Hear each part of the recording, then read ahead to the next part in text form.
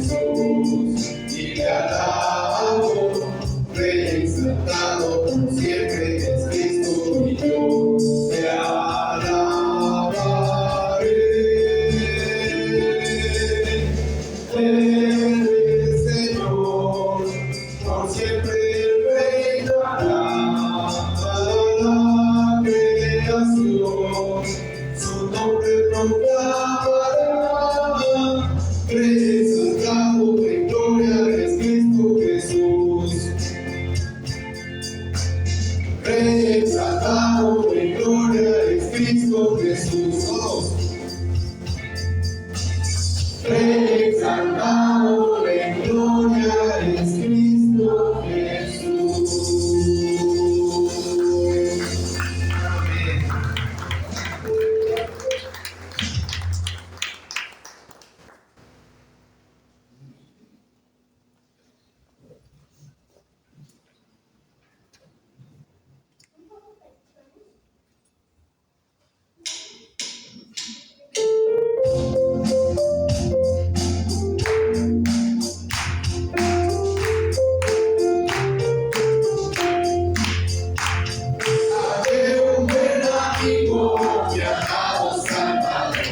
Contaré lo que ha hecho Él por mí.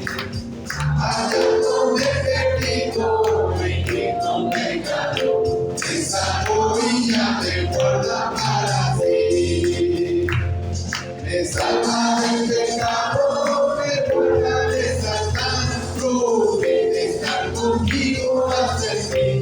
Aleluya, Él consuela mi tristeza. Me quita todo afán. Grandes cosas Cristo ha hecho para mí. Jesús jamás me faltará, jamás me dejará. Es mi fuerte y poderoso protector.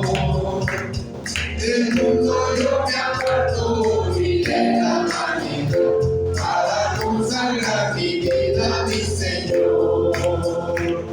Si el mundo me persigue sin su protestación, confiado en Cristo puedo resistir. Aleluya, y en el comunicación, grandes cosas Cristo ha hecho para mí. Yo sé que Jesucristo muy pronto volverá y entre tanto me prepara un lugar. En casa de mi Padre, mansión de luz y paz, el creyente fiel podrá demorar. Llegando a la gloria, con ello estaré, contemplaré su rostro siempre allí. Aleluya, con los santos redimidos, gozoso cantaré. Grandes cosas Cristo ha hecho para mí. Grandes cosas Cristo ha hecho para mí. Amén.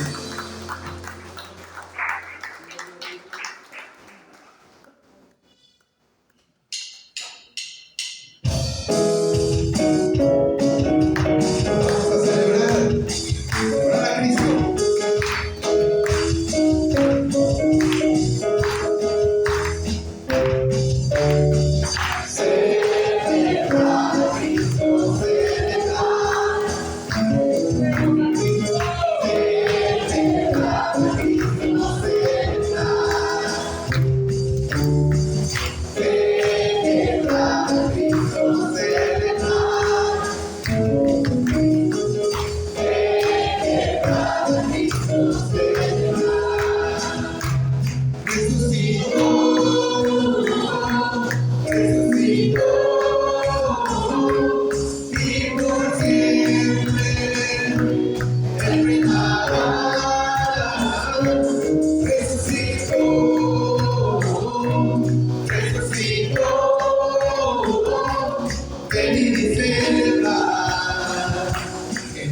Señor resucitó.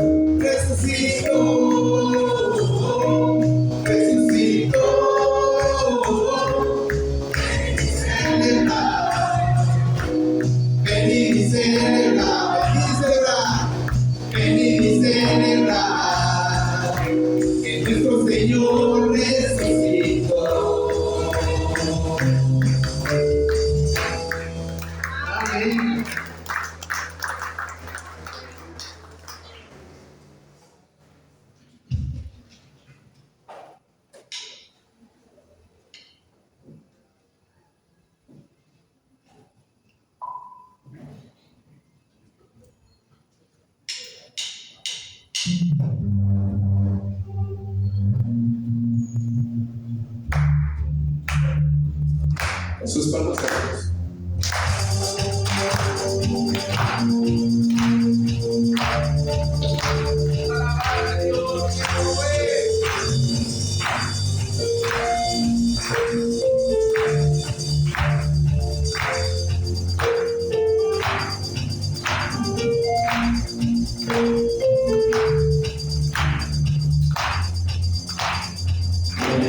El Señor, las estrellas creó y su luz brilló.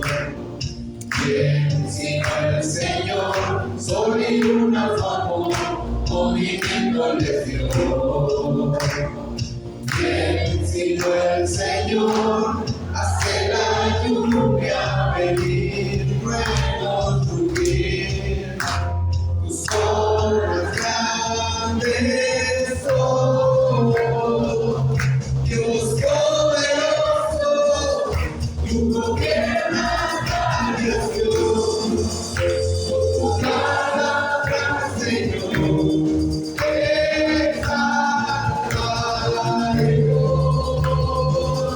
Dios poderoso, dedicada la creación, llena todo tu Señor.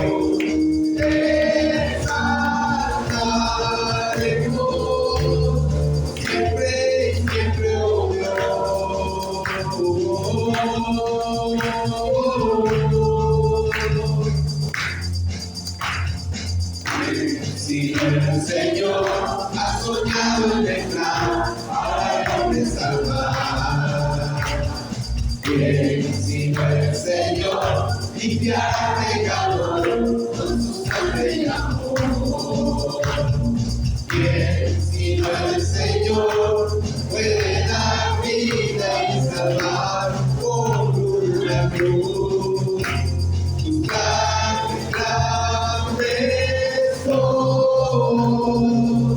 Dios poderoso, tú gobiernas la creación, con tu palabra, Señor, exaltaremos. Dios poderoso, dedicando la creación, llena todo tu Señor.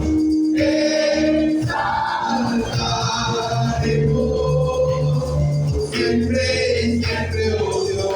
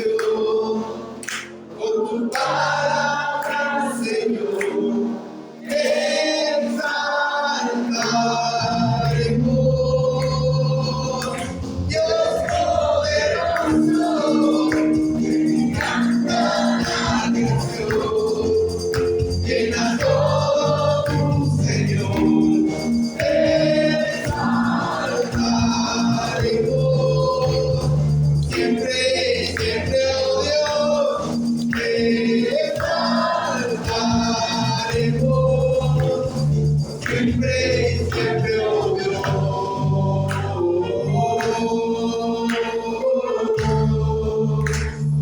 Siempre, siempre, oh Dios.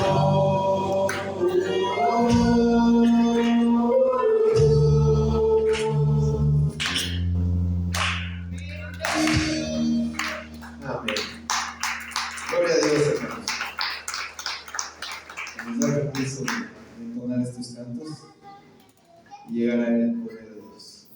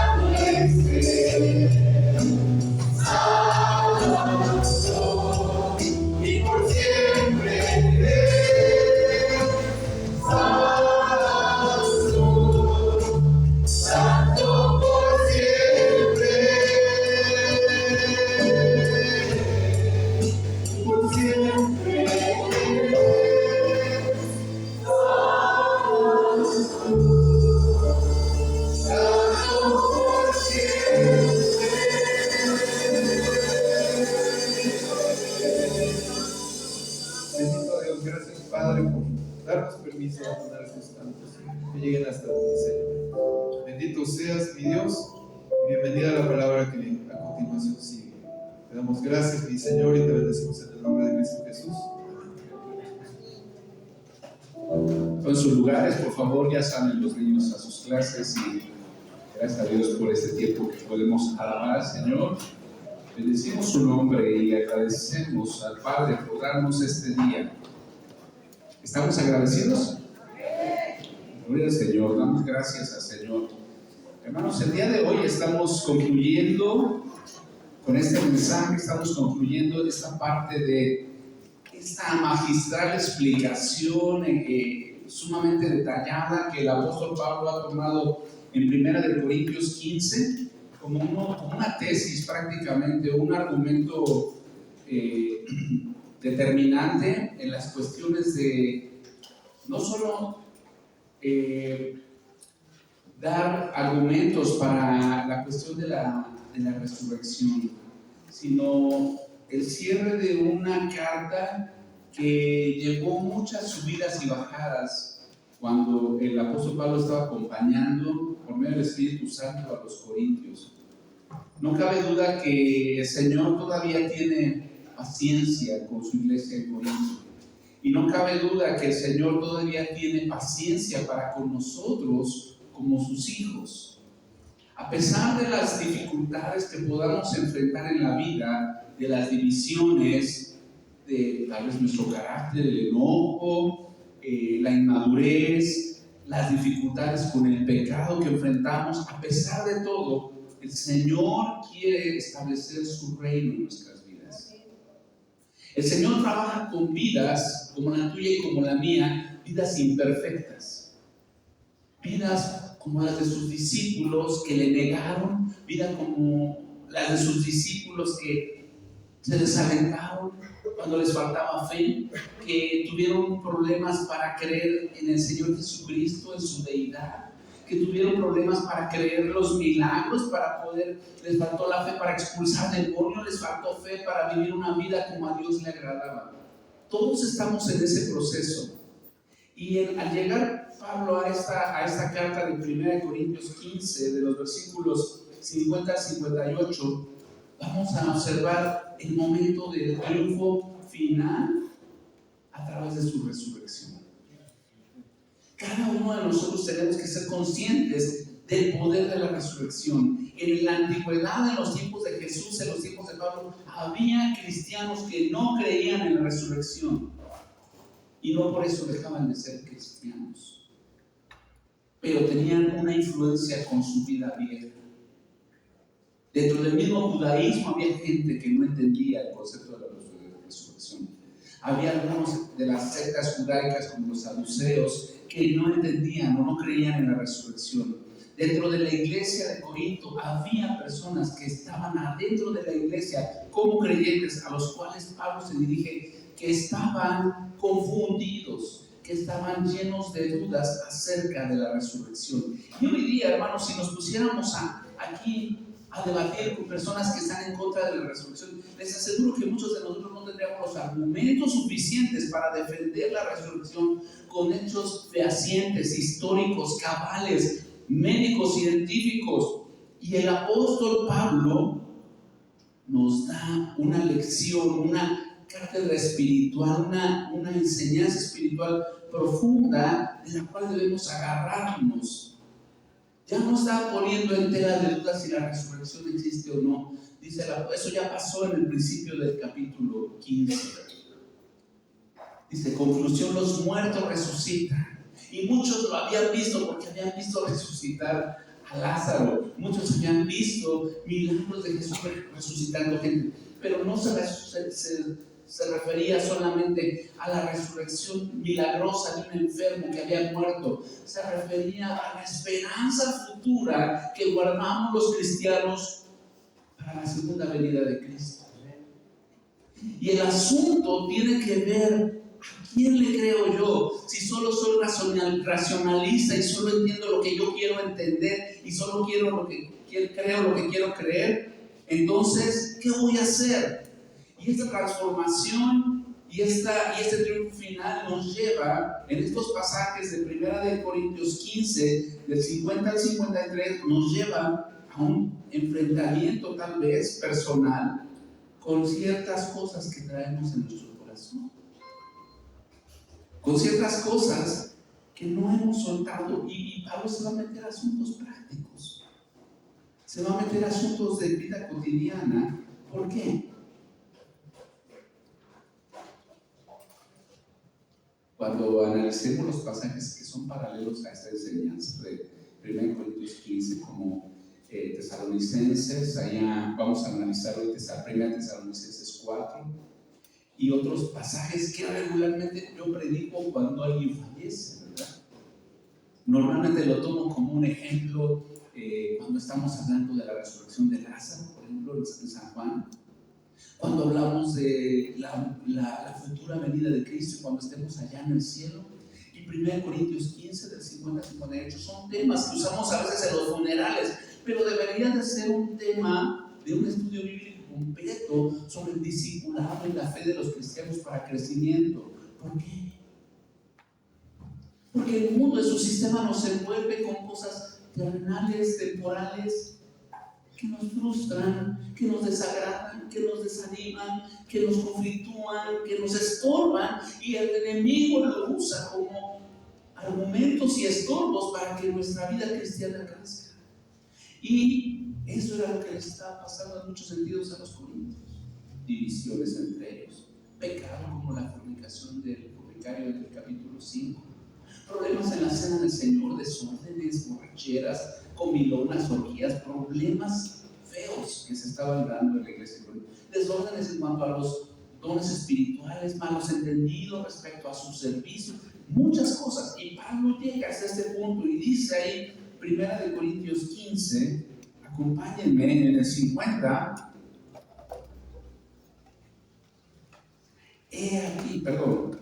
Pero esto digo, hermanos, que la carne y la sangre no pueden heredar el reino de Dios. Y vamos a hablar como primer punto de este triunfo final y de la resurrección final, la transformación. La transformación, ¿cómo se va a dar? Primer tema, vamos a tomarlo entre los versículos 50 al 53. He aquí os digo un misterio: no todos dormiremos, pero todos seremos transformados. ¿Qué quiere decir esto? Perdón, ya me brinqué al 51, versículo 50. Pero esto os digo, hermanos, que la carne y la sangre no pueden heredar el reino de Dios. ¿Y qué es el reino de Dios? El reino de Dios es un estilo de vida. Es un sistema celestial organizado por Dios. Es un orden divino donde Dios establece su autoridad sobre toda persona y no se limita a nuestro espacio y tiempo. El reino de Dios ha venido a nosotros, ¿no? Y el reino de Dios no consiste, por ahí dice el apóstol Pablo, no consiste en comida ni bebida, sino en justicia, paz y gozo en el Espíritu Santo. Y dice que la carne y la sangre, o sea, lo físico, esta dimensión en la cual nos movemos nosotros hoy día, no puede heredar el reino de Dios. ¿Qué le dijo Jesús a Nicodemo en Juan 3? Te es necesario nacer de nuevo para que puedas entender los términos y el lenguaje del reino de Dios. Tienes que nacer de nuevo. Tienes que recibir a Jesucristo, tienes que tener la vida eterna, como dice Efesios 1, habiendo creído en Él, habiendo oído la palabra de verdad, el evangelio de la salvación. En ese momento creíste en Jesucristo y fuiste sellado con el Espíritu Santo de la promesa, que las arras de vuestra herencia, dice ahí Pablo. El reino de Dios consiste en que Dios viene a la vida de cada persona que se sujeta a Él, y Él establece orden en la vida de las personas, pero también tiene que ver con el mundo, porque este mundo va a sufrir un trastorno terrible. Estos cielos y esta tierra van a pasar y van a estar establecidos nuevos órdenes, nuevas manifestaciones de la autoridad de Dios. Entonces, Aquí heredar simplemente significa la carne física, la sangre. No pueden, la palabra heredar en el original aquí significa tomar posesión. No pueden tomar posesión del reino de su manifestación final. No podemos acceder al reino de Dios en este cuerpo. Ninguno. Ni el apóstol Pablo, ni los santos apóstoles de Dios, ni los profetas. Nadie puede entrar con este cuerpo en el reino de Dios en la eternidad. Y dice ahí el apóstol: ni la corrupción hereda la incorrupción. ¿Qué significa esto? Dios va a hacer todas las cosas nuevas. Y no me vayan a malentender, porque 2 Corintios 5:17 habla de que de modo que si alguno está en Cristo, nueva criatura es. Hemos sido hechos nuevos, espiritualmente hablando, pero este cuerpo tiene que ser destruido.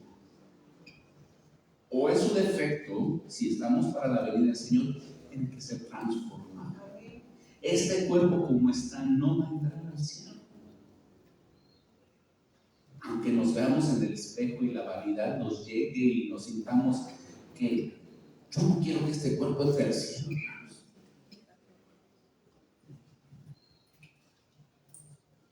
No solamente por ideas mías, por razones ideológicas, sino por, Señor, yo necesito que transformes todo.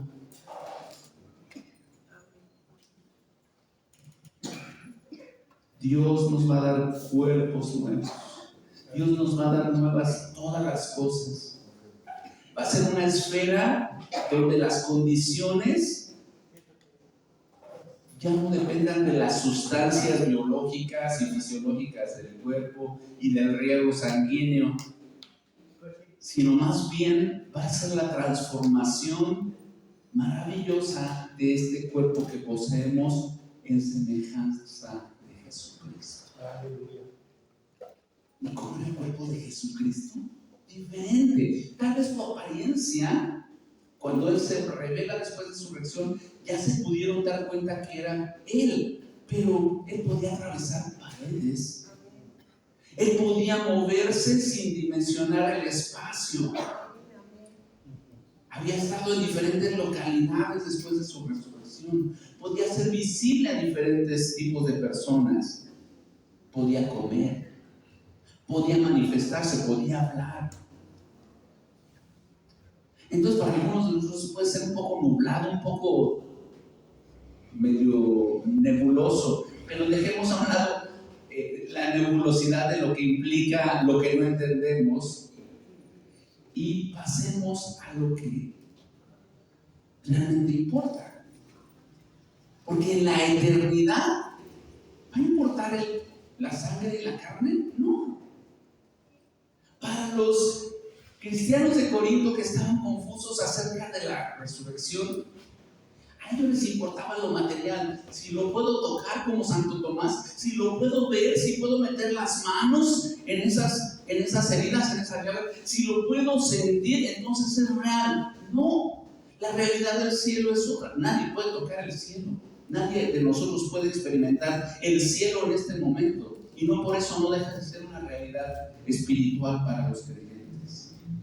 La realidad, la mera verdad, la neta, como dicen las generaciones de hace décadas para acá, lo que sigue después de la carne y la sangre es la transformación del cuerpo.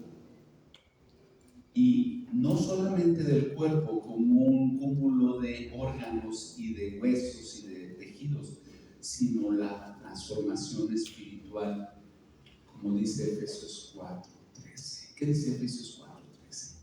Hasta que todos lleguemos a la unidad de la fe. ¿A dónde? ¿A dónde más? Véalo si lo está viendo. Todavía no lo pone. Efesios 4:13. Alguien que lo lea.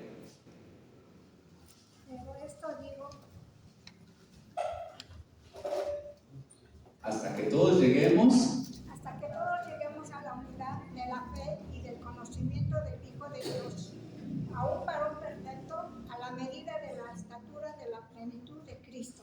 Dios nos quiere llevar a la plenitud de Cristo. Y nos está entrenando aquí en la tierra. las pruebas, el trato con nuestro carácter, con nuestra mente, los aprendizajes. Entonces tenemos que desterrar de nuestra cabeza es que tenemos que crecer solo por nuestros esfuerzos. Tenemos que buscar la semejanza total de Jesucristo. ¿Por qué? Porque mi cuerpo corrupto, mi cuerpo pecaminoso, una de las doctrinas que afirmamos los seres humanos basados en la Biblia, según Romanos 3:23, por cuanto todos hemos pecado, la depravación total del hombre, todos hemos pecado y estamos separados de la gloria de Dios. Entonces la corrupción de mi cuerpo, ese cuerpo se va a echar a perder, se lo van a comer los gusanos, este cuerpo no puede heredar la incorrupción. Y viene Pablo en el 51 y dice, he aquí os digo un misterio. ¿Y a qué se refiere con misterio? ¿Algo que no podemos entender? No, sí es algo que podemos entender, pero que no había sido revelado anteriormente, sino a través de la enseñanza apostólica. Este misterio es el misterio de un cambio. Dice, no todos dormiremos, pero todos seremos transformados. Y Pablo se pone en primera persona. ¿Por qué? No porque él ya dijera, Cristo viene ahorita, sino porque él se pone en primera persona porque está vivo. Y está diciendo, no todos vamos a dormir, no todos nos vamos a morir, sino algunos vamos a ser transformados. El anhelo del creyente, como cuando Pablo le fue revelando esto, es, si Cristo viene ahorita, yo me voy con él. Y si Cristo, después de 2000 años que han pasado, desde que fue la estancia de Jesucristo aquí en la tierra, seguimos diciendo lo mismo. Leemos en primera persona, no todos vamos a morir, pero todos ¿qué? Seremos transformados. Se lee fácil, pero es un misterio. ¿Cómo vamos a ser transformados? ¿Alguien me puede explicar? ¿Algún científico, médico? ¿Cómo vamos a ser transformados? La Biblia nos da aquí unos elementos. Vamos a ser transformados. Bueno, de la misma manera que tal vez le podemos explicar a un niño la salvación, que dice que no podemos entrar al reino de los cielos si no nos hacemos como niños. Ahí en Marcos 10:15 podemos entender algunos de estos aspectos. Y Pablo les dice, seremos transformados. ¿Cómo vamos a ser transformados? El mismo pasaje nos va explicando cómo vamos a ser transformados. No es un tema que haya sido muy explícito en las profecías del Antiguo Testamento. Y sin embargo se da a conocer el Nuevo Testamento. ¿Por qué? Porque Pablo toca también este asunto en Primera de Tesalonicenses 4, del 13 al 18. Y ahorita nos vamos a meter a leer un poco de Primera de Tesalonicenses 4, del 13 al 18. Pero en resumen, los tesalonicenses, y viendo un poco el contexto de las profecías del Antiguo Testamento sobre el reino glorioso en la tierra y que el Señor ya había prometido volver, muchas personas, como los tesalonicenses, se perturbaban. ¿Por qué? Porque estaban desanimados, entristecidos. Les dice Pablo a los tesalonicenses, ¿por qué están tristes respecto a los que ya murieron? ¿Alguien nos quiere leer 1 Tesalonicenses 4, del 13 al 18?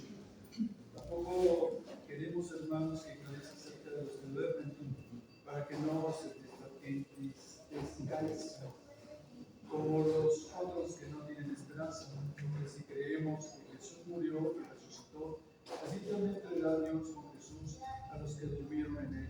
Por lo cual os decimos esto en palabra del Señor, que nosotros que vivimos, que habremos quedado hasta la venida del Señor, no pereceremos a los que durmieron, porque el Señor mismo, con voz de mando, con voz de arcángel y con voz de trompeta de Dios, descenderá del cielo, y los muertos en Cristo resucitarán primero. Luego nosotros, los que vivimos, los que hayamos quedado, seremos arrebatados juntamente con ellos en las nubes para recibir al Señor en el aire, y así estaremos siempre con el Señor. Por tanto, alentaos los unos a los otros con estas palabras. Amén. alentaos. El propósito era darles a conocer lo que iba a pasar, y estos pasajes en la literatura de Pablo son pasajes paralelos que se escriben para fortalecer la fe de los creyentes en la actualidad respecto a las cosas futuras. No se desanimen, no se entristezcan. ¿Por qué? Los que hemos perdido un ser querido, hermanos, sabemos de qué se trata cuando alguien extraña al abuelo, a la abuela, a mamá, a papá, a un hermano, a un hijo, a una hija. Y si murió en Cristo, no te desanimes, hermano. Que esto no robe tu gozo, que esto no robe tu energía, tu atención, tu fuerza para trabajar, que esto no merme tus fuerzas para compartir el Evangelio, que no merme tu capacidad de amar a tu familia, de trabajar por ellos, que no disminuya tu entusiasmo por adorar al Señor, que no disminuya tu gozo. ¿Por qué? Porque hay una esperanza gloriosa en los cielos para todo aquel que cree en Jesucristo como su Salvador. Pero esa esperanza se debe de ver reflejada aquí en la tierra. Aliéntate con esas palabras. Si solo confiamos en las cosas físicas, terrenales que vemos, vamos a pasar desalentándonos. ¿Por qué? Porque algunos negocios funcionan, algunos negocios no funcionan, porque algunas relaciones familiares funcionan, otras no funcionan, porque algunas cosas en el trabajo funcionan, otras no funcionan, porque algunas cosas en la iglesia funcionan, otras no funcionan, las relaciones a veces se rompen, las relaciones se fortalecen. No todo sale bien, porque somos seres que todavía el pecado permea, el viejo hombre permea, ya lo vimos. Y Pablo les consoló dándoles a conocer su segunda venida, la famosa parousia, la segunda venida del Señor, que significaría no solo la resurrección de los creyentes, sino la transformación de los vivos. Los creyentes que habían dormido, que habían muerto, iban a ser resucitados, y los vivos en ese momento que estén vivos van a ser transformados. En el caso de los corintios, hermanos, acuérdense, se han infiltrado creyentes que estaban enseñando cosas del mundo, de la filosofía griega, de la filosofía romana, que habían dicho no hay resurrección de los muertos. Y Pablo, con el fin no solo de contrarrestar, sino enseñar la doctrina correcta, les entrega esta revelación y les dice: los que estemos vivos vamos a ser transformados. Cuando el Señor recoja su iglesia, los que hayan muerto van a ser resucitados. Todo esto sin previo aviso. Bueno, sí va a haber un previo avisito, ¿verdad? Ahí nos va a decir un poquito más adelante. Será en un instante una transformación maravillosa de todos los suyos, tanto vivos como los que ya están muertos. Y dice ahí el apóstol, en el versículo 52, en un momento. Y la palabra en un momento no quiere decir que es un proceso, no quiere decir que los cuerpos van a salir del mar y van a empezar como a tomar carne y como los efectos especiales de las películas. Que las urnas de las cenizas van a salir así como los genios de la lámpara. A veces mi mente vuela y perdón si soy demasiado imaginativo, ¿verdad? No, pasa en un momento, en un abrir y cerrar de los parpadeos, y ya está. Cuerpo transformado, cuerpo glorificado, resurrección inmediata. Cualquier efecto especial del cine, de la televisión de nuestros días, se va a quedar corto. En un momento, en un abrir y cerrar de ojos. ¿Cómo va a ser esta manera de cambio? ¿Qué significa la palabra o la expresión en un momento? Algo que no está limitado por tiempo y espacio, que no se requiere trabajar en un laboratorio para rearmar un cuerpo como si fuera una empresa o una fábrica donde se hace un robot. Es un instante, en un mismo momento. Vamos a pasar, porque vamos a pasar todos, muertos y vivos, de una esfera terrenal limitada a una esfera, podríamos decirlo así, celestial, supraterrenal. Cada encuentro es una reunión con el Señor maravillosa con los suyos. No, como dice 1 Tesalonicenses 4, vamos a estar para siempre con Él. En estos dos pasajes análogos se hallan varias similitudes. Entonces, dice ahí, si lo corruptible no puede heredar lo incorruptible, como estábamos viendo allá atrás, vamos a versículos 52 y 53. En un momento, en un abrir y cerrar de ojos, a la final trompeta. ¿Y qué era la trompeta?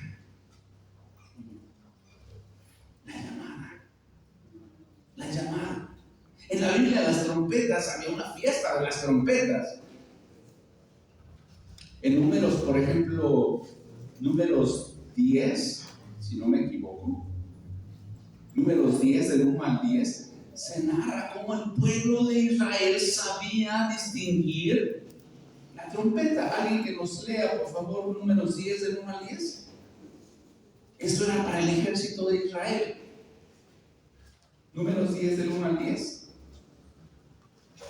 Jehová habló a Moisés diciendo: hazte 2 trompetas de plata de obra de martillo, las harás, las cuales te servirán para convocar la congregación y para hacer mover los campamentos. Y cuando las tocares, toda la congregación se reunirá de ti a la puerta del tabernáculo de reunión. Mas cuando tocares solo una, entonces se congregarán ante ti los príncipes, los jefes de los millares de Israel. Cuando tocareis alarma, entonces moverán los campamentos de los que están acampados al oriente. Y cuando tocareis alarma la segunda vez, entonces moverán los campamentos de los que están acampados al sur. Alarma tocarán para sus partidas. Pero para reunir la congregación tocaréis, mas no con sonido de alarma. Los hijos de Aarón, los sacerdotes, tocarán las trompetas y las tendréis por estatuto perpetuo por vuestras generaciones.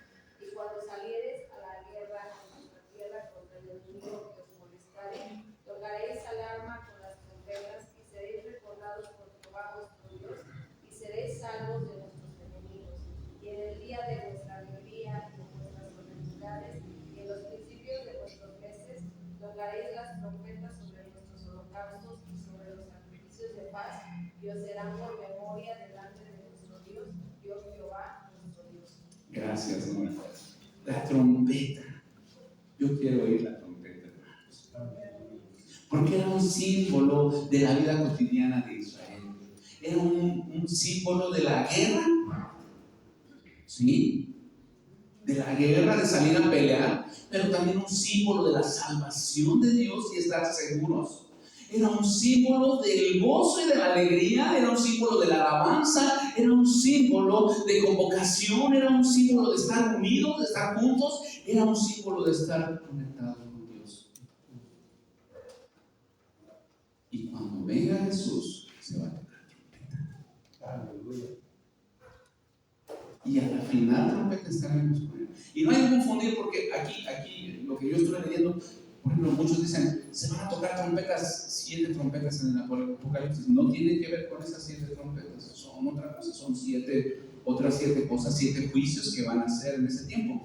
Pero la trompeta, la llamada, es la señal del principio de un gran movimiento ordenado por Dios para una iglesia transformada, para una iglesia ya que fue dormida, los que ya murieron en Cristo, para ponerse prestos delante de la presencia de su Señor.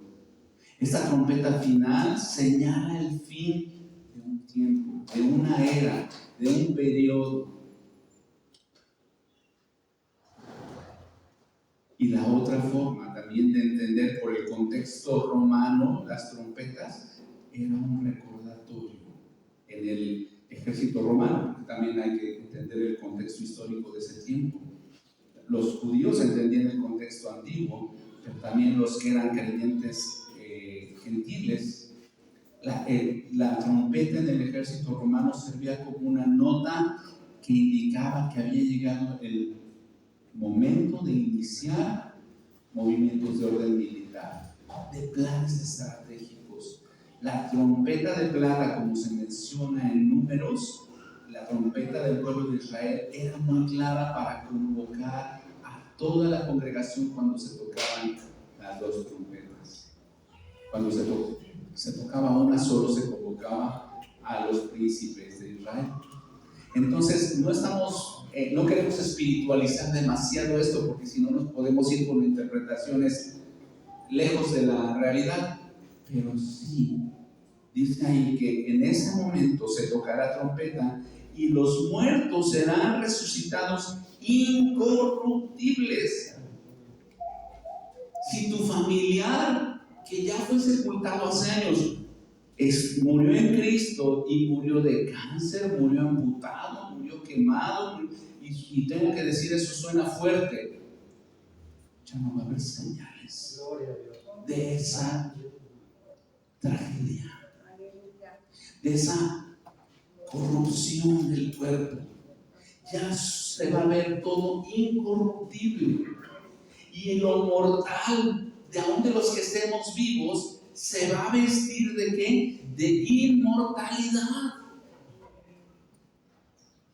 Hermanos, algunos tenemos problemas en la vista, ya no vas a traer lentes.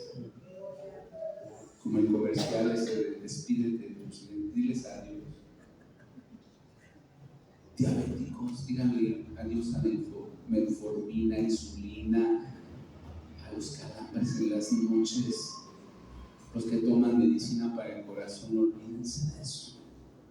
Los que tienen canas, olvídense de pintarse el cabello. Los que no tienen cabello, olvídense de la calvicie. Los que tenemos los pies planos, las rodillas chuecas, la columna dolorida, olvídense de eso. Nuestros cuerpos van a ser transformados de manera incorruptible. Y suena chistoso y suena raro, pero todo lo que nos adolece del cuerpo físicamente va a ser dejado atrás. No es algo que yo digo.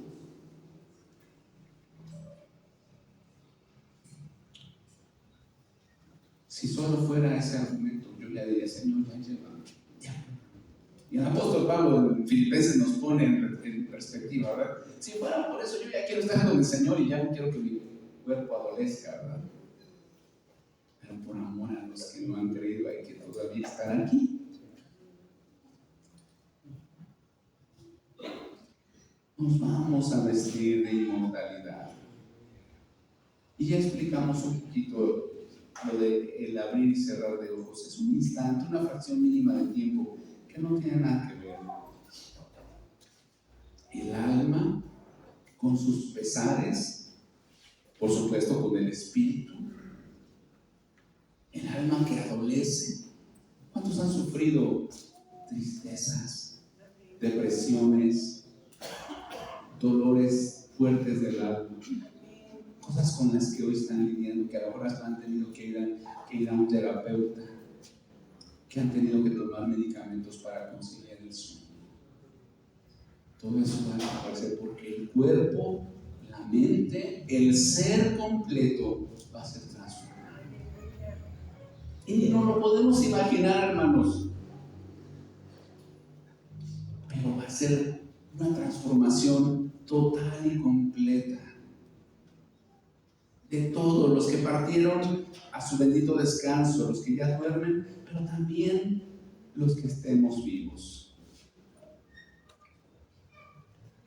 Y versículo 54 dice, y cuando esto corruptible, ya Pablo otra vez se pone en primera persona, esto corruptible, ya se refiere a su propio cuerpo, esto corruptible se haya vestido de incorrupción y esto mortal, este cuerpo, se haya vestido de inmortalidad, entonces se cumplirá la palabra que está escrita. Y aquí Pablo va a pasar a un segundo, segunda etapa, una segunda explicación, porque va a desarrollar un poema de adoración basándose en dos pasajes del Antiguo Testamento, uno en Isaías y el otro en Oseas, si no me equivoco, ahorita reviso mis notas, pero donde explica qué es lo que pasa. Dice ahí versículo 54, en la última parte: sórdida es la muerte en victoria. ¿Y qué significa esto? Es un verbo que no usamos mucho para devorada, dice otra versión, devorada, dice la versión de las Américas. La nueva versión internacional dice así, versículo 54: cuando lo corruptible se revista de lo incorruptible, lo mortal de inmortalidad, entonces se cumplirá lo que está escrito: la muerte ha sido devorada por la victoria. ¿Y qué significa eso? ¿Qué es a lo que más le tiene temor el ser humano? En general, a la muerte. Y la muerte va a ser devorada, va a ser tomada. ¿Por qué? ¿O cómo va a ser hecho este cambio? Por la victoria de nuestro Señor Jesucristo. ¿Pero cómo? ¿Cómo es esto?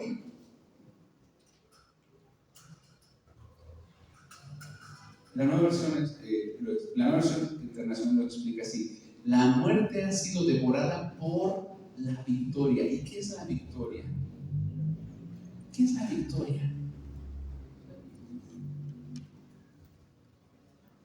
La victoria. ¿Algunos traen tenis de palomita? ¿No traen tenis de palomita? Esa palomita, la marca Nike o Nike, como dicen los americanos, es la palabra victoria en griego. Es la palabra victoria en griego. Y pareciera que este texto no nos dice mucho más,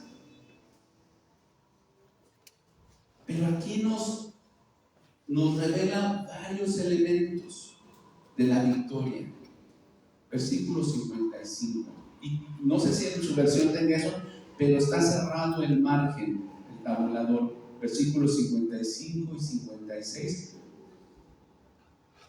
Dice: ¿dónde está, oh muerte, tu victoria?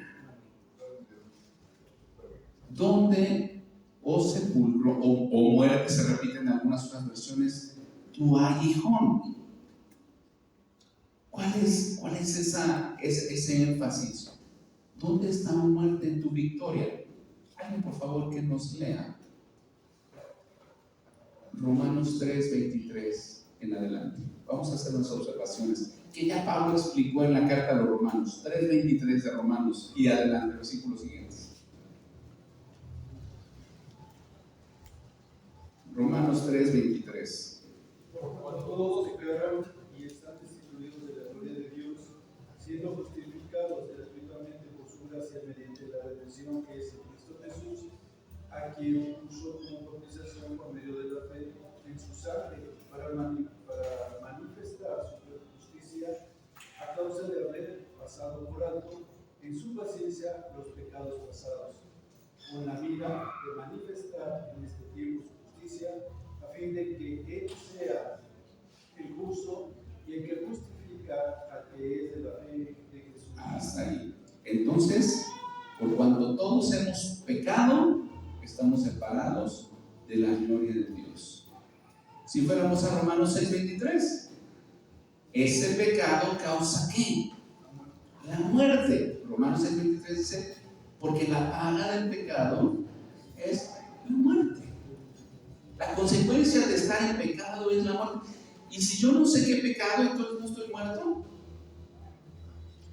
Solo pregunto: si yo no sé que estoy en pecado, entonces ¿no estoy muerto? ¿Cómo sé que estoy muerto en mis delitos y pecados? A través del conocimiento de la ley, dice Romanos, antes del 16 al 20 más o menos.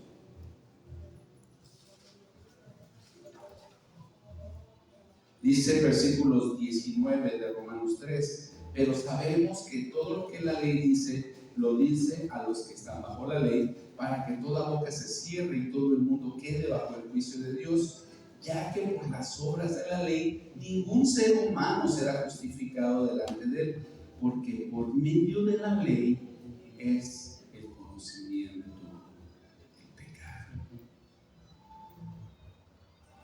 Y Pablo, bueno, en los primeros 3 capítulos de Romanos diserta mucho acerca de esto. ¿El que no tiene la ley es culpable? Sí. ¿El que tiene la ley es culpable? Sí. Entonces todos hemos pecado, no hay justo ni a uno, y todos estamos bajo el juicio de Dios, separados de Dios. Entonces, cuando entiendo esto, que la muerte desde Adán hasta nuestros días reina sobre la humanidad, el asunto de la resurrección cobra una relevancia majestuosa, maravillosa. ¿Por qué? Porque cuando Cristo venga y se consumen los tiempos, en esa final trompeta, en la recuperación de los santos que murieron en Cristo, en la transformación de los que estén vivos, la muerte va a ser arrojada junto con Satanás y sus ángeles, según Apocalipsis, al lago de fuego eterno. Y la muerte va a desaparecer como tal, como una entidad, va a desaparecer a través de la victoria consumada de Jesucristo. Y la victoria que temporalmente tenía la muerte, dice: ¿dónde está, oh muerte, tu victoria? Ya no hay ninguna victoria para la muerte, ya no hay ninguna batalla, ninguna guerrita ganada para la muerte. Y eso que atormenta al ser humano, porque muchos seres humanos podrán sentirse muy seguros en sus pensamientos. Una vez que llega la muerte llega a todo ser vivo.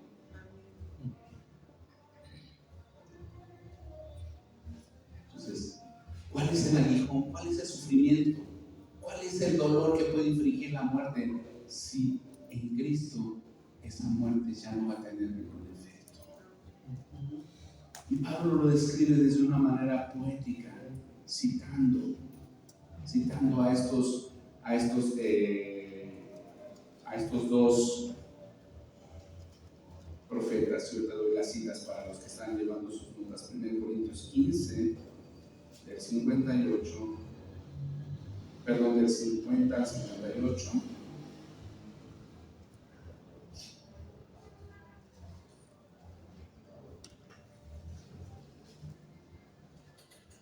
Isaías 25:8. Isaías 25:8.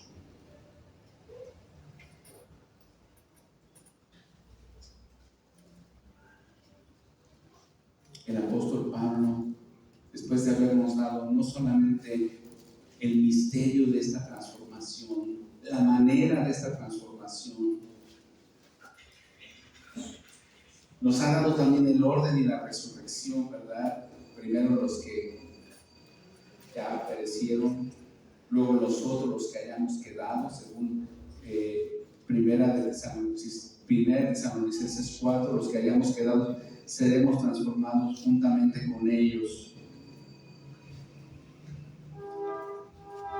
Por ello, de aquí mismo también, hermanos, y es meterme en otro tema, aparte de la resurrección, porque también tiene que ver con el arrebatamiento de la iglesia.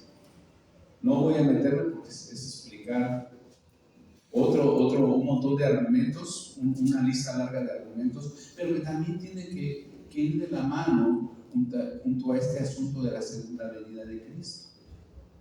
Segunda venida que ya había sido manifestada desde la antigüedad. Y es muy importante entonces que cimentemos nuestra creencia, que cimentemos nuestras convicciones en la palabra de Dios. Yo les pregunto, haciendo una pausa ahorita en los textos, ¿estamos firmes en la resurrección? ¿Conocemos suficiente sobre el tema de la resurrección?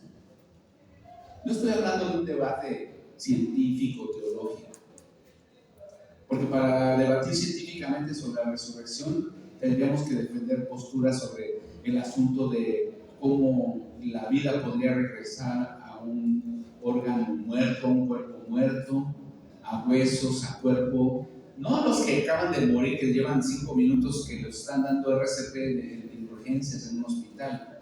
¿Cómo podría regresar la vida a personas que murieron hace 5,000 años? Van a regresar, hermanos. Van a regresar. Y unos van a regresar para vida eterna y otros van a regresar para condenación eterna. Y yo pregunto, ¿estamos firmes en esas convicciones?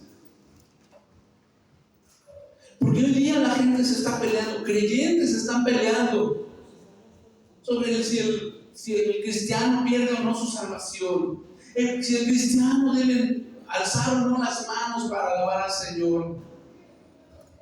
Perdemos el tiempo en muchas cosas que no tienen sentido de ser. ¿Y qué hacemos con nuestra fe? ¿Qué hacemos con el tiempo? La vida es bien corta. La Biblia lo expresa en 70, 80 años, cuando mucho. Perdemos el tiempo. Aparte de que ya conocimos a Cristo, algunos ya tarde, ya grandes de edad, algunos ya viejos, todavía perdemos el tiempo en no querer crecer, en no querer alimentarnos de la palabra, en no querer fortalecer nuestra fe. Y luego nos toma otro tiempo, otros años. Ay, es que tengo miedo de predicar el evangelio. No quiero que mi trabajo se burlen de que soy de la secreta, de que soy una aleluya. Es que en la escuela no quiero que se enteren de que soy cristiano. Y nos vamos así, y el tiempo, el reloj de vida corre. Y ya cuando tengo así como 54 años, me doy cuenta de que la vida tiene un propósito más grande que la vida misma, y es experimentar la presencia de Dios, pero no solo para quedarme con esa vida en Cristo, sino para compartirla con otros, para desarrollar todo lo que Dios quiere que desarrolle con mi familia, con mis hermanos en Cristo. La resurrección, hermanos, tiene un poder impresionante. Se han escrito muchos libros acerca de la resurrección. Les recomiendo uno que me gustó mucho, un libro cortito de Josh McDowell que se llama El Factor de la Resurrección. Nuestro hermano Josh McDowell escribió mucho sobre ese tema de la muerte y la resurrección de Cristo porque él era ateo y conoció como ateo a Cristo durante sus tiempos universitarios. También otro asunto, otro libro que quiero recomendar es El Caso de Cristo, de Lee Strobel, un periodista que ganó el premio Pulitzer y que se convirtió a Cristo tratando de desvirtuar la muerte y la resurrección de Cristo. Hay películas al respecto, ¿verdad? Si hiciéramos un resumen ahorita de lo que llevamos estudiando de 1 Corintios 15, yo les podría decir que hay 3 etapas que hemos visto durante estos versículos. No solo lo que estoy predicando yo ahorita, sino lo que se ha predicado en las semanas anteriores. Por ejemplo, una etapa es la del versículo 23 al 28, el levantamiento de Cristo, que encierra en sí toda la potencia con la que el Señor, el Padre, levantó a Jesús de entre los muertos, pero no solamente el hecho de volverlo a vivir, sino de que su sacrificio sea en favor de todos nosotros. Otra es la resurrección de los que son de Cristo en su segunda venida. Y la tercera es la consumación, cuando todos en la segunda venida van a venir a presentarse delante de Él para rendirle honor. ¿Estás consciente de las 3 fases de esa resurrección? Una, te da vida eterna, la que te sacó del pecado. Otra, la que si estás vivo o estás muerto, nos va a tocar vivir. Si estoy vivo, si tú y yo estamos vivos todavía, vamos a sentir cosas, vamos a experimentar como una caída libre, ¿verdad? Y así, de repente cambiando de realidad. Pero si ya estamos muertos, si ya nos sepultaron, o nos cremaron, o lo que, un accidente, o nos hayan perseguido, nos hayan quemado, nos hayan degollado, nos hayan hecho lo que nos hayan hecho, y estemos con el Señor, regresa a la vida. No nos vamos a meter ahorita con los...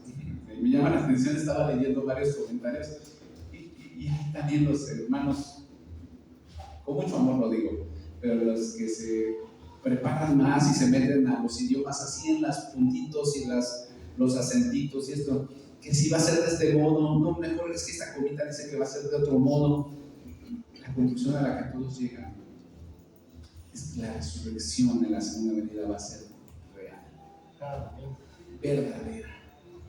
Los detalles del cómo, toma una postura a lo mejor muy cómoda, pero ya no voy a estar viendo, hermanos. Ya voy a estar en la presencia del Señor y no sé todos los detalles, no sé, y no lo digo en son de risa ni de menospreciar la palabra, hay que profundizar, pero ya cuando estemos allá vamos a experimentar todos esos cambios por los cuales, como dice la lista de los héroes de la fe de Hebreos 11, unos fueron aserrados, otros recibieron a sus muertos en el camino, Abraham, Enoc, que fue traspuesto, Elías, que fue llevado por Dios en los carros de fuego, los que murieron, los mártires de la iglesia primitiva, los mártires de nuestros días. Hablamos de los cristianos que son quemados, que son aserrados, que son decapitados. Todos en la historia de la fe vamos a estar un día juntos. Y las tristezas, por eso Pablo escribió a los tesalonicenses, las tristezas, las dificultades, las dudas, debemos de ponerlas ya a un lado. Pero podemos empezar a hacer desde ahorita, hermanos. No esperar hasta que estemos en la eternidad. ¿Por qué? Porque algunos de nosotros no tenemos paz ni sosiego cada día. Estamos siendo atribulados por diferentes cosas, por el divorcio, por la infidelidad, por el abandono, por la indiferencia, por la negligencia, por el pecado, por la desobediencia, por el adulterio, por las mentiras, por los fraudes, por el engaño y por todas las vejaciones y las cosas que los seres humanos somos capaces de hacer, aun los que somos o los que nos consideramos más buenos y más justos. Todo eso se va a acabar, pero podemos empezar a practicar una vida resucitada el día de hoy. Una vida que permite al Espíritu Santo transformar, como dice el salmista, tú has transformado mi lamento en gozo. Has cambiado mi lamento en danza. Me has vestido, me has ceñido de alegría. Por tanto, a ti te cantaré, oh Jehová, roca mía y redentor mío. ¿Y cómo termina el apóstol? Bueno, todavía no terminamos. Dice, ya que el aguijón de la muerte es el pecado y el poder del pecado, la ley. Cuando nos volvemos conocedores de la ley, sabemos que hemos ofendido a Dios, porque sabemos que hemos transgredido, que hemos roto, que hemos traspasado el límite, que nos pasamos de la raya, que salimos de la voluntad de Dios. Y el poder del pecado, la ley. ¿Y con qué concluye el poema? El apóstol Pablo. Leamos todos juntos, versículo 57. Más gracias todos, más gracias sean dadas a Dios, que nos da la victoria por medio de nuestro Señor Jesucristo. Esa victoria es la consumación de su trabajo sobre el pecado que reina en nuestros corazones, o que reinaba en nuestros corazones, porque ya nos dice el apóstol Pablo que ya no reina el pecado en nosotros. Y por favor, hermanos, ya no le demos lugar al demonio, ya no le demos lugar al pecado en nuestra carne, ya no le demos lugar al mundo. Y no se los digo a manera de un regaño. Queremos experimentar una vida resucitada ahorita. Démosle lugar al control del Espíritu Santo. Buscamos la santidad, buscamos la santificación, buscamos la obediencia, buscamos la madurez. Dejemos de invitar al diablo a ser parte de nuestra vida. Dejemos hábitos del mundo, ¿verdad? A veces admiramos a cristianos de otras culturas. ¿Cómo pueden vivir ellos con tan poquito? Y nosotros estaremos dispuestos a vivir con un poco menos. A veces el materialismo nos estorba a las comunidades occidentales. Estamos acostumbrados a ciertos beneficios, ciertas bendiciones, y digo, Señor, me has bendecido con esto, con aquello. Y si no lo tuviera, ¿podría ser dichoso también? Claro que sí. Pero a veces no estamos considerando dejar esas cosas, ¿verdad? Desprendernos de esos bienes materiales. También la victoria se refleja en salud. La victoria también se refleja a través de nuestra salud mental y emocional.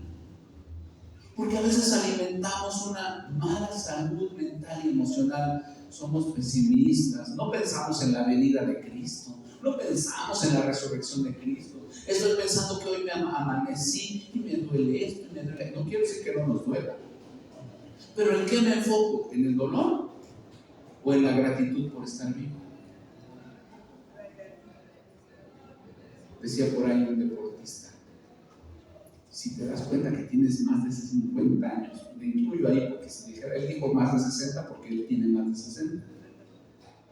Si despiertas un día y tienes más de 50 años y te miras en el espejo y te agachas a amarrarte las agujetas de los zapatos y te duele, es porque estás vivo. Dale gracias a Dios. Si ya no puedes agacharte ni abrocharte las agujetas, preocúpate, ¿verdad?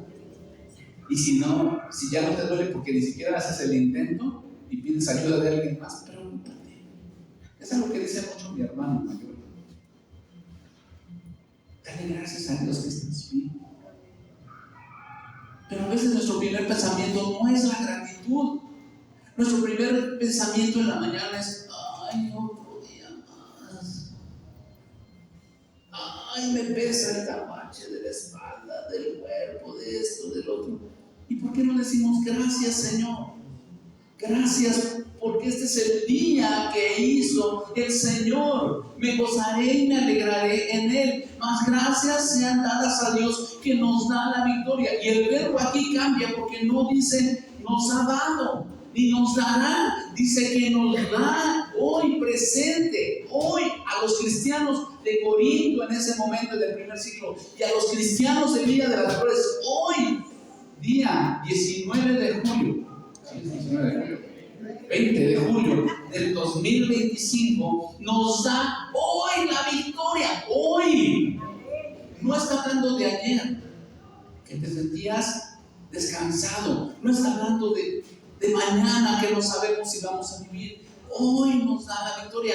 Y la acción del verbo que Pablo quiere comunicar es que el cristiano, mientras llega ese glorioso futuro, hoy puede disfrutar la victoria. ¿Cómo puedes disfrutar de la victoria? Sobre la muerte eterna. ¿Cómo puedes disfrutar de la victoria? Un día vamos a morir, pero tus pecados han sido perdonados. ¿Cómo puedes disfrutar de la victoria? Agradecido con Dios, predicando el Evangelio, poniéndote en paz con tu hermano, con tu hermana, con tu familia, aprovechando bien el tiempo, dice Efesios 5, 15 y 16, porque los días son malos. No quiere decir que si tú tienes una sonrisa en la cara, eso nunca va a cambiar si el día es bueno o es malo. Los días que vivimos son malos, pero este es el día que hizo el Señor. Y aunque son días malos, yo me gozaré y me alegraré en él, porque este día lo hizo el Señor. Depende de mi actitud y mi decisión. Dios me da el poder de decidir. Dios me da el poder de honrar. ¿Qué dice? Porque en el último capítulo, y perdón por spoilear un poco lo que viene en el último capítulo de Corintios, cierra con las ofrendas. ¿Cómo? Está hablando de temas súper espirituales, la resurrección, los dones espirituales, y cierra. Y lo va a explicar, lo vamos a explicar dentro de 15 días, porque la semana que trae un tema especial por misiones, ya que vamos a estar con el viaje misionero. Pero también lo terrenal tiene que ver con nuestra espiritualidad. ¿Cómo yo puedo ayudar a alguien materialmente hoy en victoria por medio de Cristo? ¿Puedo hablarle a alguien de Cristo y regalarle un taco? ¿Puedo hablarle a alguien de Cristo y llevarlo a comprarse unas chanclas al tianguis? ¿Puedo hablarle de Cristo a alguien y llevarlo a comer? ¿Puedo hablarle de Cristo y orar por él ahí en la calle y sentarme y a lo mejor ayudarle a que se limpie sus manos, sus pies, sus rodillas? No nos olvidemos de la compasión, mis hermanos. ¿Y cómo cierra este glorioso capítulo? Dios nos da hoy la victoria por medio de su Señor Jesucristo. Por lo tanto, versículo 58. Leamos todos juntos. Así que, hermanos míos, amados, están firmes y constantes, creciendo en la obra del Señor siempre, sabiendo que vuestro trabajo en el Señor no es en vano. ¿Qué tiene que ver este versículo con toda la pecaminosidad que estaban viviendo los corintios? Este pasaje es un trastornador, es un pasaje trastornador en la carta de Pablo a los corintios, porque Pablo se la pasa corrigiendo y corrigiendo a los corintios por sus pecados, por sus problemas, y de repente reconoce su crecimiento. ¿Había corintios fieles? Sí. ¿Había problemas en la iglesia? Sí. ¿Había carnalidad? Sí. ¿Había pecado? Sí. Pero también había fidelidad. Y era una iglesia amada por Pablo. Así que, hermanos míos, amados, todo lo que Pablo ha dicho en Primera de Corintios contra las divisiones, contra las inmoralidades, contra los desórdenes, contra la falta de amor, contra el desorden en los dones espirituales, contra la carnalidad, contra todo lo que hemos trabajado, les dice: hermanos míos, amados, yo los amo, hermanos. Y yo pregunto, iglesia de Villa, ¿hay pecado aquí en la iglesia? Sí. ¿Tenemos que confesar cosas? Sí, tenemos que ponernos en cuenta, no solamente el día domingo, primer domingo de vez en la cena del Señor, nos tenemos que poner a cuenta siempre, constantemente, pero les dice, la mejor manera de que la resurrección se va a hacer patente en sus vidas es estando firmes. ¿Por qué? Porque había unos que estaban enseñando que la resurrección no existía. Entonces no olvidemos el contexto. Pónganse firmes, alíñense, ya ubíquense. Y constantes, no sean como las ondas del mar, dice Santiago. Sean firmes y constantes. El viernes hablábamos con los varones, cómo, en cuanto al crecimiento, cómo crecer. Y el crecimiento, Dios da el crecimiento, según 1 Corintios 3. El crecimiento lo da Dios. Yo sembré, Apolo regó, y dice ahí el apóstol. Pero el crecimiento lo da Dios. También Pablo les dice a los cristianos: crezcan ustedes. Pedro les dice: tomen la lechita como bebés, como recién nacidos, deseen la palabra de Dios. trabajen, ocúpense de su salvación con temor y temblor, dice el apóstol Pablo, y no está hablando de ganar la salvación por obras, está hablando de ocuparnos en las cosas verdaderamente importantes de Dios, creciendo en la obra del Señor. Algunos de nosotros nos falta dar ese pasito de decir, me tengo que meter a la obra del Señor, no a mi obra personal. Porque algunos queremos que Dios bendiga nuestros planes, nuestras vidas, nuestras familias. Y Dios quiere bendecir su obra en ti. Así es que tú y yo tenemos que meternos a la obra. Desde donde estés, en tu frente, en tu trabajo, en tu escuela, en tu familia, en tu comunidad, en tu vecindad, donde sea, en tu fraccionamiento, en tu calle, métete a hacer la obra del Señor y mantente creciendo en la obra del Señor siempre. No es opcional, no te da alternativa. ¿Por qué? Cuando tú creces, este verbo sabiendo y creciendo te va a estar ayudando a mantenerte firme y constante. Estos dos gerundios, creciendo y sabiendo, dependen de los verbos de arriba. Sabiendo que es lo que tú y yo hacemos para el Señor. Y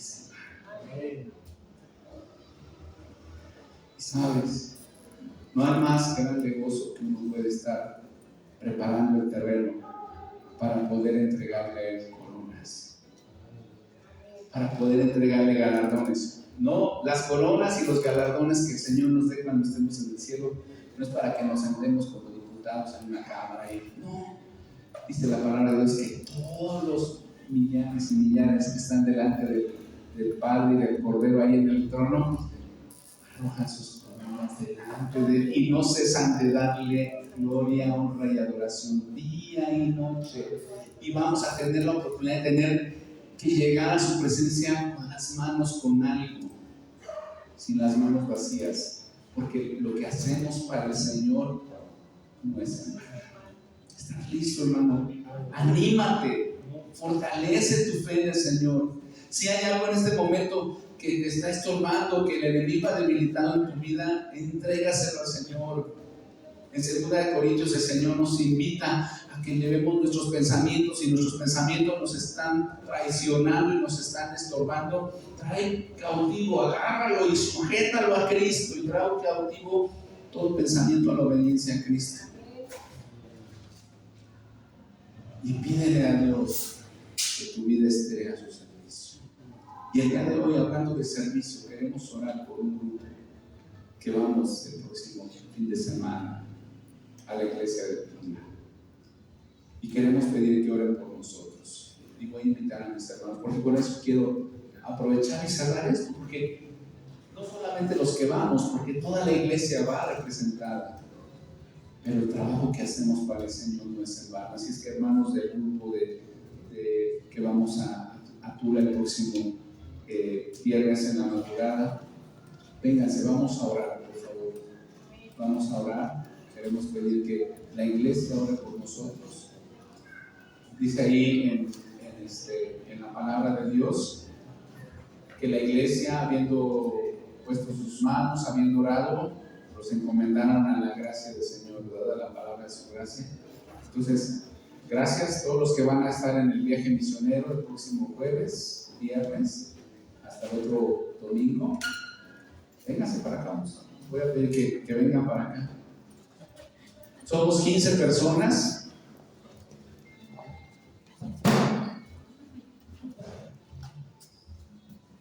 ¿Qué nos falta? Sofi, Patti. Bueno, Sofi, háblenle a Sofi, por favor, si alguien le puede ayudar con los niños.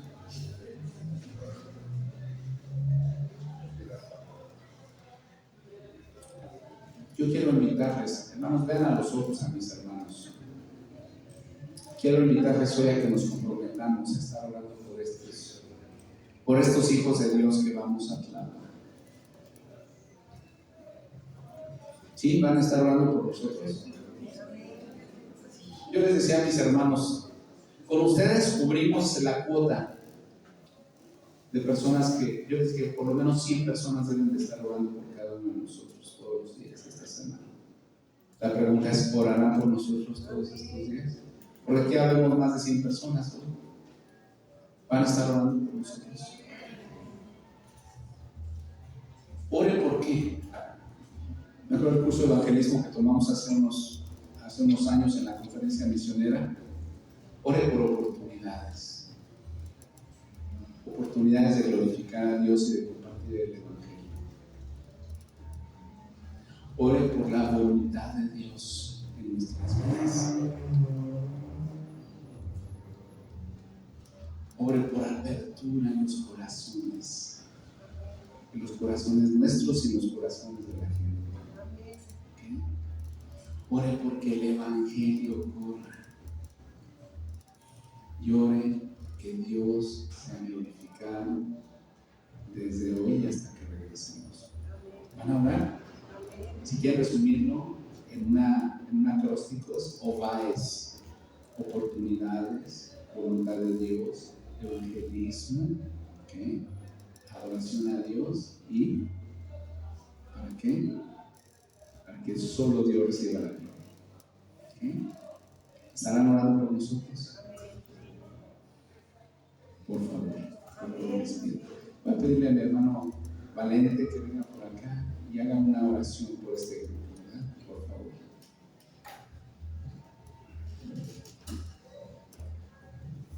Vamos a orar, hermanos. Amado Padre, gracias, bendito Dios, primeramente por este día, Padre, porque nos has dado la dicha de despertar, Padre bendito. Gracias por las maravillas que haces cada día para nosotros. Bendito Padre, hoy estamos unidos aquí, Padre, con mi iglesia, con Dios, para darte gracias, Padre, y para pedirte, mi Dios bendito, que seas tú con cada uno de nuestros hermanos, Padre Celestial, que el próximo viernes saldrán a visitar a nuestros hermanos de la iglesia de Tula, en Tamaulipas, Padre Celestial. Bendito Dios, ponemos en ellos, Padre, que tú seas bendiciendo en su camino, Padre, en el trayecto, Padre, en la carretera, Padre, que tú les permitas llegar con bien, amado Padre. Padre bendito, que ellos van con un corazón dispuesto, mi Dios bendito, primeramente pues para visitar a nuestros hermanos allá, darles que no se sientan ellos, Padre, que no están cobijados por los hermanos de aquí de Villa, Padre, porque sabemos que es una congregación que es parte de aquí de Villa de las Flores, Padre bendito. Entonces, Padre, para que también ellos sientan ese apoyo, no tan solo en las oraciones que hacemos aquí para el misionero, sino también este apoyo presencial que va a haber por parte de cada uno de nuestros hermanos. Que también pongas allá en nuestros hermanos allá un corazón dispuesto con ellos, Padre. En los viajes anteriores que han hecho algunos hermanos, pues también han sido de bendición, Padre, y siempre han sido bien recibidos. Padre, darles fortaleza a ellos, Padre, a mis hermanos que vayan a manejar, Padre bendito, también llénales de sabiduría, Padre, para ese momento. Y mi Dios, pues, de igual manera bendice su regreso, Padre, también, Padre, para que ellos también regresen con aquí, Padre bendito. Padre, sé con cada uno de mis hermanos, mi Dios, y como hoy lo hemos escuchado, Padre, el trabajo en tu obra no es en vano, Padre, siempre da frutos, Padre, y sí lo sabemos, Padre bendito. Gracias, mi Dios, te damos por cada uno de ellos, Padre, y en nosotros, Padre, que estén esas oraciones para nuestros hermanos, Padre bendito. Mi Dios bendito, esto lo pedimos y lo suplicamos en nombre de tu Hijo amado Jesucristo. Amén. Pues vea bien su rostro, hermano, para que esta semana no se le olvide de orar, por favor. Que el Señor use, que el Señor bendiga y que cada uno de nosotros vayamos también de este lado y con el compromiso bien establecido en su corazón que vamos a servir al Señor. Sí vamos a animar a los hermanos en Tula, pero también vamos a visitar comunidades y seguramente vamos a encontrar oportunidades que hablemos la palabra del Señor y que gente venga al conocimiento del Señor Jesucristo. Y van ustedes con nosotros, hermanos. El que ustedes no suban a la camioneta, no quiere decir que no van. La camioneta va a llevar como 150 almas puestas ahí, ¿verdad? Pues que el Señor vaya delante de nosotros. Gracias, hermanos, por sus oraciones. Pueden pasar, hermanos, que Dios bendiga a este grupo y que Dios bendiga a su iglesia, hermanos.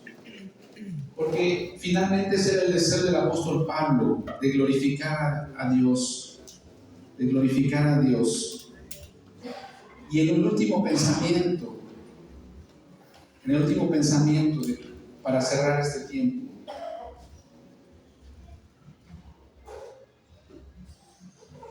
dice Apocalipsis 19, me gozaré y me alegraré, porque han llegado las bodas, y a la esposa se le ha concedido que se vista de lino